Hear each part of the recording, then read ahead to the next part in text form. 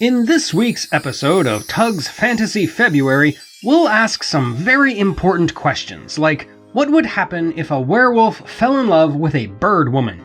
Can Matthew Broderick maintain a British accent for 2 whole hours? How many French and Italian proper names can Tug butcher beyond recognition? Why would anybody hire a prog rock sound engineer to produce a fantasy movie soundtrack? Why does Warner Brothers insist that an original story is based on ancient legends? And how does Rutger Hauer pull off this slick move? All these questions and more will be addressed as today we discuss Ladyhawke.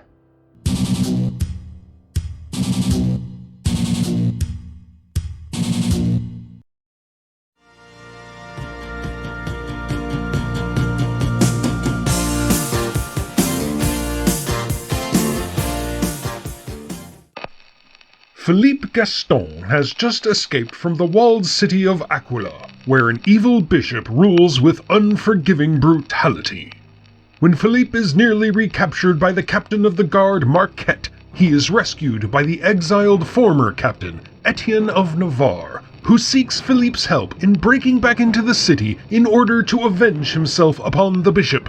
However, Navarre harbors a strange secret. When night falls, he turns into a bloodthirsty black wolf, and his hawk companion transforms into a beautiful woman, Isabeau of Anjou, and the two of them are lovers cursed by black magic.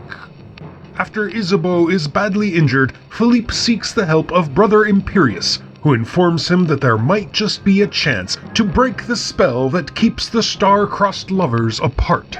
All he has to do is convince Navarre to wait until the moment day and night converge in a cosmic event, and then have him and Isabeau confront the Bishop of Aquila together.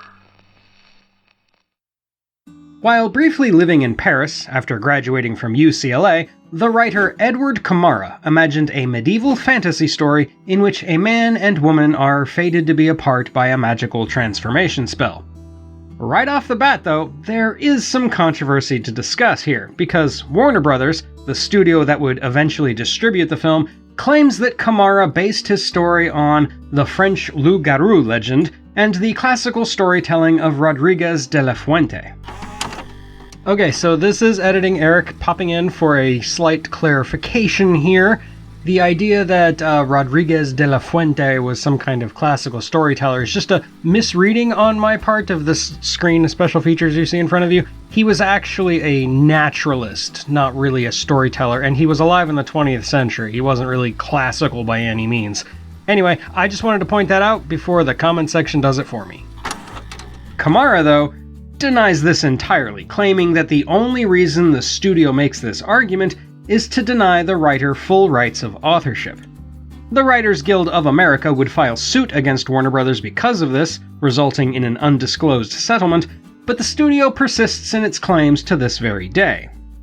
Regardless of its true origins, though, the story was optioned to producer Antonio Santillan sometime around 1979, but it would later wind up in the hands of Richard Donner and the Ladd Company in early 1981.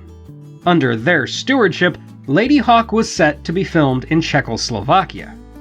It got delayed multiple times, and eventually changed hands from the Ladd Company to both 20th Century Fox and Warner Brothers in a joint production deal. Richard Donner stayed on as a producer and director, and his soon-to-be wife, Lauren Schuler, who was riding high off the success of Mr. Mom, was brought in as another producer. To turn Kamara's story into a workable screenplay, Donner hired Kamara, along with Michael Thomas and Tom Mankiewicz, the latter of which he'd worked with before on Superman, as screenwriters. Thus, in 1983, filming finally got underway on Ladyhawke.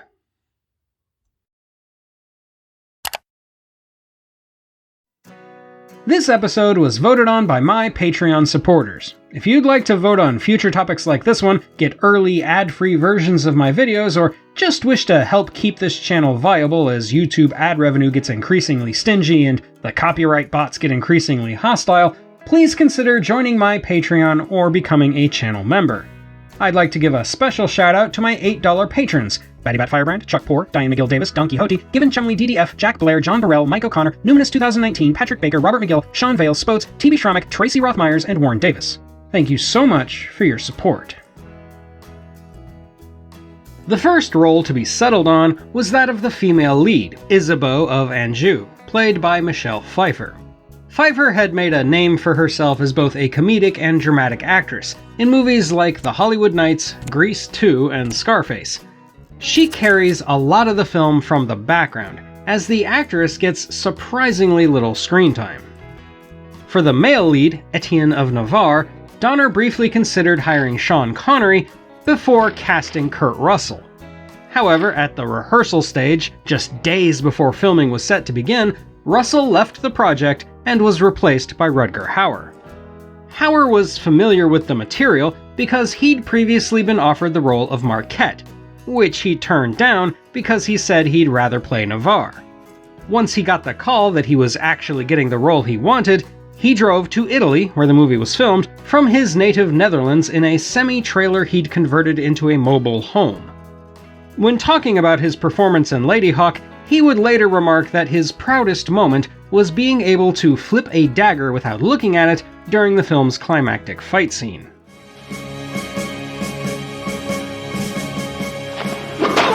One fun fact is that the closing shot, in which Navarre lifts Isabeau off the ground, was Hauer's idea, and he and Donner agreed not to tell Michelle Pfeiffer that he planned to do it. Therefore, her reaction in the scene is pretty genuine. Perhaps the most important role to cast, however, was that of Philippe the Mouse Gaston, a character loosely based on the real-life poet François Villon, from whose point of view most of the movie takes place. The part was offered to Sean Penn and Dustin Hoffman before Matthew Broderick, a bankable star following War Games, was cast. Unlike Pfeiffer and Hauer, who don't even try to have proper accents, Broderick surprisingly attempted to sound British. It's not unlike escaping mother's womb. God, what a memory. While certainly not the best accent work out there, it's better than you'd expect. Broderick lends comedic charm to a movie that would have otherwise been navel-gazingly serious, and his frequent irreverent dialogues with God are great at slicing through the dourness of the story. For the primary antagonist, the Bishop of Aquila, Donner first tried to get Mick Jagger, before settling on Matthew Broderick's War Games co-star John Wood. And at the risk of angering any Jagger fans out there, I think that's a great thing, because Wood is incredible in the role, especially during the climax, where he only speaks one line but dominates proceedings with gravitas alone. Other notable actors include Rumple of the Bailey himself, Leo McKern, as Imperius, Ken Hutchinson as Marquette, and Alfred Molina in a small but memorable role as Cesar. Filming started in early August of 1983 in Italy. Even though the script was always set there, Aquila is actually a real city called L'Aquila, Donner only chose it when he gained access to, quote, crumbling castles and medieval ruins, unquote. 13 sites of historical significance were used, including an Etruscan bridge and the Campo Imperatore. The Hilltop Abbey is actually the Rocca Calascio, where the crew had to build a makeshift funicular railway to get equipment up its steep hillsides. As for the cinematic version of Aquila, it is actually made up of 3 castles owned by the family of Italian director Luchino Visconti: Sonsino Castle, Torre-Chiara, and Castle Arquato. One of the most challenging aspects of the script was the heavy reliance on animal actors. Ron Oxley was brought in as the animal trainer, and he brought with him a flock of well-trained hawks, including Audubon Ambassador Spike II, and 4 Siberian wolves named Kolchak, Levi, Aquila, and Sasha. According to Oxley, Siberian wolves are easier to train, despite them being bigger and more menacing. Another animal actor worth mentioning is the Frisian stallion Othello, who, like Hauer, called the Netherlands his home. Prior to the start of filming, when he was doing location scouting, Richard Donner was listening to the Alan Parsons Project, and, by his own admission, got the prog rock stylings of Alan Parsons inextricably tied to his vision of the film.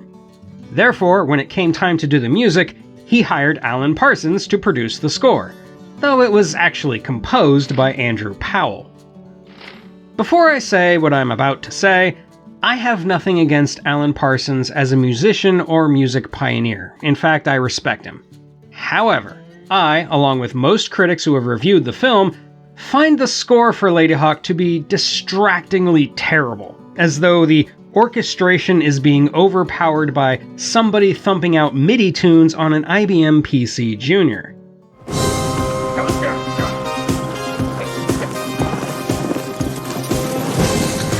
The musical compositions are good, but it's the instrumentation that leaves a lot to be desired.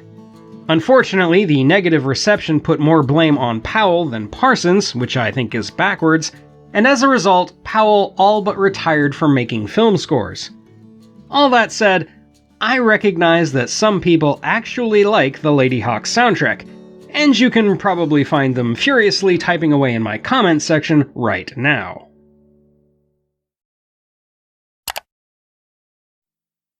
Ladyhawke released on April 12, 1985, to considerable praise from critics, who appreciated the romantic tone, gorgeous cinematography, and above all Michelle Pfeiffer. Though, as previously mentioned, they were downright vicious when it came to the music. Unfortunately, the movie didn't do well at the box office, only earning $18.4 million against its heavily disputed $20 million budget. The movie did relatively well on home video though, and has become a minor cult classic in the years since, something predicted by none other than Roger Ebert. It's also a movie I grew up with, though I didn't watch it as often as, say, The Neverending Story. As an adult, I look at Ladyhawke as a beautiful film, not just because of the scenery or setting, though those are nice to look at, but because it feels like a parable or a medieval fairy tale. I believe Kamara when he says his story was original, but the idea of lovers destined to be together but forced by circumstances to be apart is practically as old as storytelling itself. The thing I appreciate most is how the story approaches the central dilemma. We aren't really following Navarre as the hero, because our protagonist is actually Philippe, the likable rogue who starts the story as an unscrupulous coward but learns a little nobility by the end. He is religious, but he also likes to play by his own rules, which he expresses best in his final line of the movie. I fully expect to meet you at the pearly gates, little thief. Don't you dare disappoint me! I'll meet you there, Father, even if I have to pick the lock. There are certainly Christian overtones to the film as a whole, and you can tease out themes about service to either God or Satan. Navarre isn't as outwardly religious as Philippe, but he sure knows how to turn his sword into a visual metaphor whenever the mood strikes him. While the bishop, it is explicitly stated, gets his magical powers from the devil itself. But really, the movie is about the power of love, as trite and Huey Lewis as that may sound. Navarre is driven by vengeance, yes, but only because of how strong his love is. That's why, when he is finally reunited with Isabeau, he drops his sword, only killing the bishop after that in her defense. Similarly, the bishop too is driven to violence by his unrequited love of Isabeau, which is so strong it manifests as literal magic.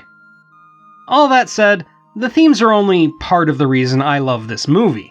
It's little individual scenes that I find so captivating, like the moment when, as the sun rises, a transforming Navarre and Isabeau catch glimpses of each other's human form and reach out for each other only to be denied physical touch.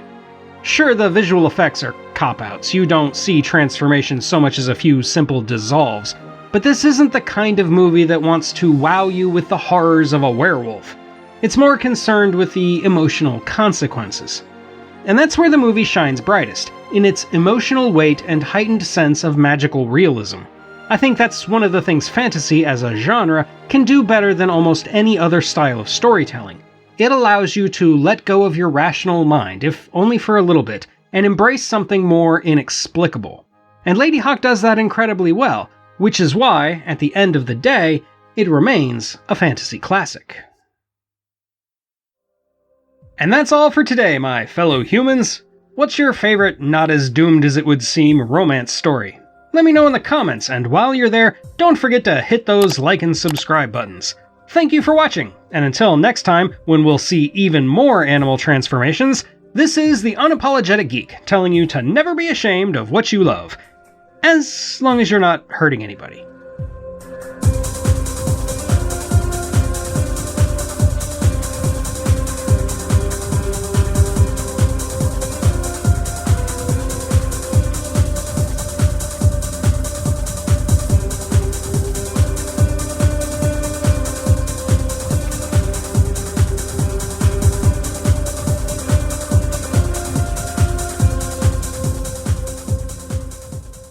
I know I promised, Lord, never again.